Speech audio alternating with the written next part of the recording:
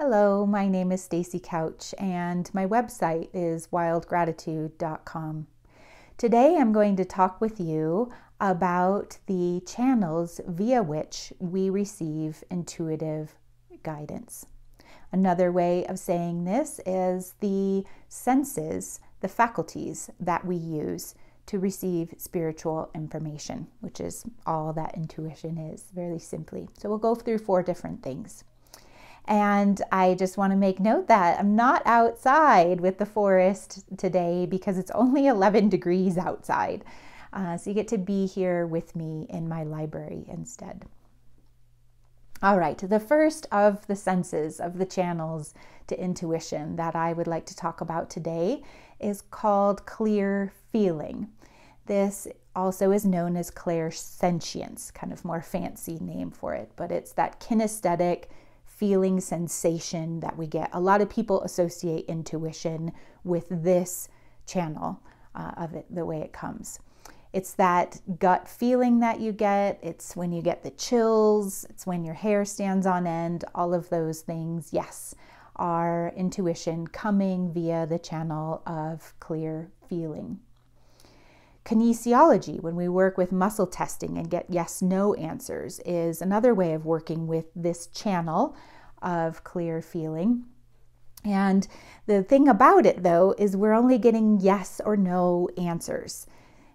And this really narrows the field of how much information we can get via this channel. A lot of people also feel the sensations in the body and interpret them as either a prompting to approach and go towards something or to retreat and avoid something. It's important to remember that, again, when we interpret the information in a dual way like this, as a yes, no, or approach or retreat type of way, we really narrow what is possible in terms of what kind of information we can get out of it. For example, say I might be sitting and talking with someone and all of a sudden I notice this tension in my shoulders. I could take that to be that this person is causing me anxiety, or that something's going on with their energy that's anxiety inducing and making me tense. And so I could take this to mean that I need to get away from them, that I need to take time out, or maybe even not spend time with them at all. This is a very narrow way of working. Instead, what I can do is stand back and listen more deeply and see, okay, tension in my shoulders. The shoulders are about what I'm carrying. Either what's going on is I'm being given a choice about, wow, I might be starting to take on more in this relationship than I can handle. It might be wearing me out. I might be shouldering more of the responsibility or of the weight in this relationship. So it might be time to kind of take a step back and not be doing so much for the other person. It could also be about, wow, I'm carrying a lot in my own life, and here I am with this person. Is this person available for me to kind of take some of this stuff off, let some of the weight off, share some things with them, and so that they can help me carry it together, so they don't have to do it all alone. So you see, doesn't have to be a negative thing about the person. It can be a very welcoming and helpful thing. All right, the second channel via which we receive intuitive information is clear seeing or clear vision, also known as clairvoyance. The tricky thing with this one, again, a lot of people associate this with intuition, so this is kind of a no-brainer. But the thing is a lot of people associate clairvoyance with being psychic. Being psychic is within the field of clairvoyance, but is just one aspect of it. And what do I mean by being psychic? I mean having a vision of what might happen in the future, having a dream one night and then having it come true the next day, or having a dream one night and then talking with the person you dreamt about and realizing they were doing exactly what you were talking about at the time you dreamt it. That's all of those psychic synchronicities that can come in this field of clear vision or clear seeing.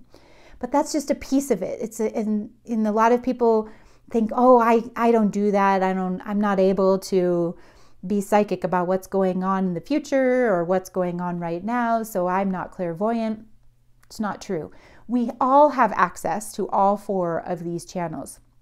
The thing is we dismiss things because they don't prove to be true predictions of the future.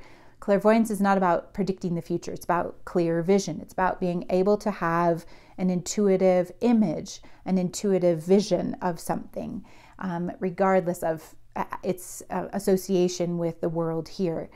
And so dreams, if you dream, you have access to this channel, or you are accessing this channel, I should say.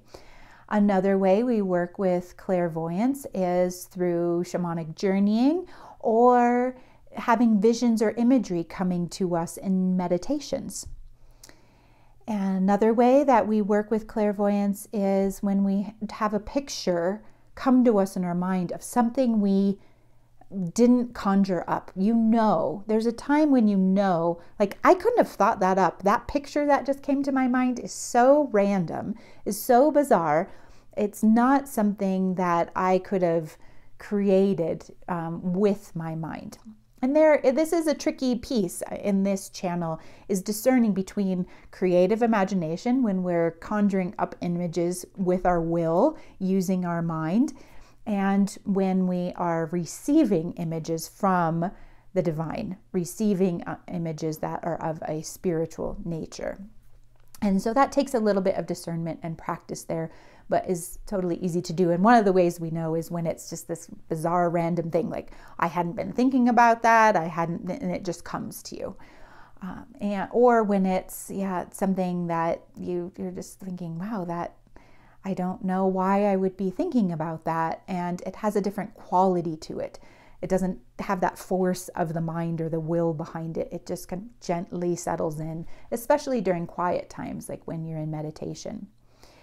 And the thing that we do with these visions, with these images, is not narrow them down into needing to predict what's going to happen, but allow them to inform us on a soul level. So we see these images then as symbols, and we work with them that way. So say you have a dream about a house. A house is an archetypal symbol. What does house mean to you? Does it actually mean home? Is it a place of safety, sanctuary, rest, refuge? And these are all things that could mean home for you personally, and they also are things that could mean home collectively. So I remind people to look at both levels. What do you know personally about home? And then what do you see archetypally out there about home? Home also can be a symbol or a metaphor for the mind. So it can be information about what's going on in your mind, or the state of your mind. If the home is in disrepair, if it's kind of falling apart, if it's really messy, might be time to do some mental housekeeping and cleaning and really clear out how much you're being busy with in your mind. All right, the third channel via which we access intuition is clairaudience, clear hearing. This one can come to us in a number of different ways. It can come via your actual ears, where you hear something through your ears and you think, what is that about? Like that, where is that coming from? And you try to find the source. You ask other people, can you hear that? And they maybe can't hear it. So it's something that is a message meant for you. Oftentimes it comes in a song, or maybe bells chiming, something along those lines. Clair hearing, it can also be something that is imagined as if you heard it. So you're not hearing it with your ears, but it's a song that comes into your mind. It's a phrase, a poem that comes into mind.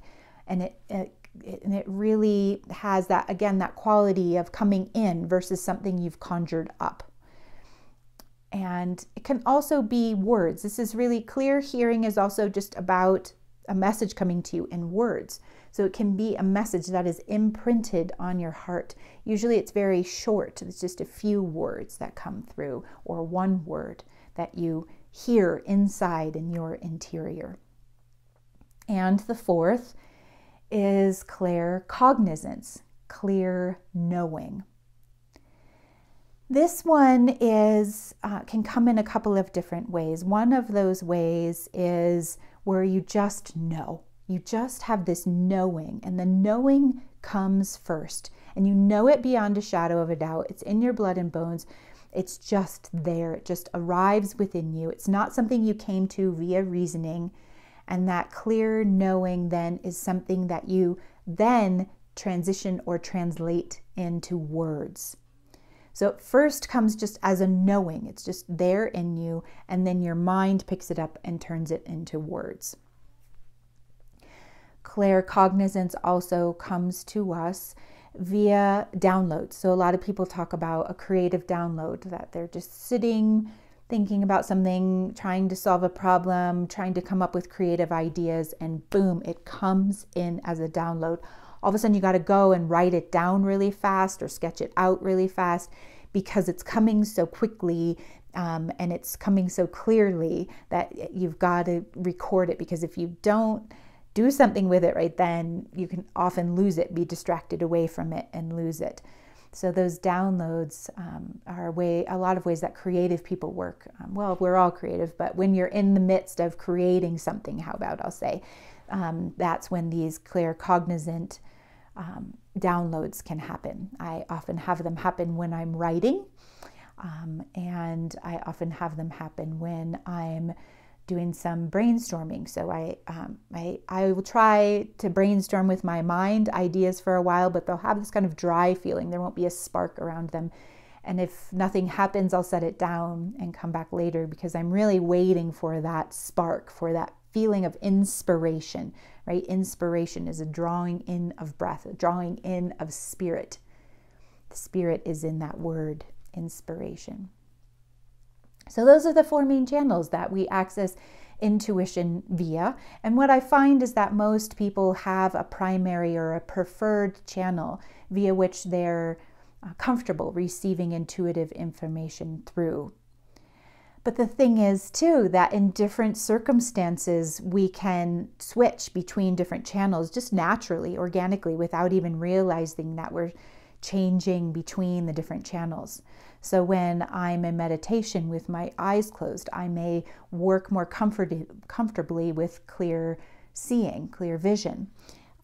And when I'm sitting and talking with a friend, I might gear myself more towards clear sensing, clear feelings in my body, and pick up on those more readily. So that's important, really, to get to know what's my preferred or kind of default channel, and then pay attention in different circumstances, when you're with people, when you're by yourself, when things are quiet, when things are busy, kind of where you move around between these different channels. And that movement is a really important part of getting better, of working with your intuition. When you start to be intentional about it, okay, now I'm going to check in with my body. All right, now I'm going to see if I, see if I might be hearing something inside, or if it helps to close my eyes, I might close my eyes and see if I am seeing an image, or if an image from a dream comes to mind. And this intentional aspect of working with these channels can be very helpful, because people tend to think I need to just open all the channels to have access to my intuition, and then they short circuit. It's too much, it's overwhelming, you don't know what to do with all the information.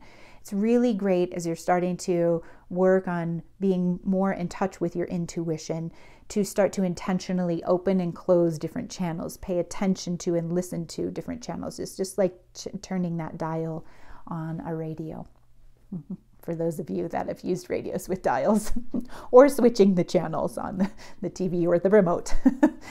So there you go. That's what I have for you about the different ways that we access intuition. Thank you very much for joining me today, and I look forward to the next time we get to be together.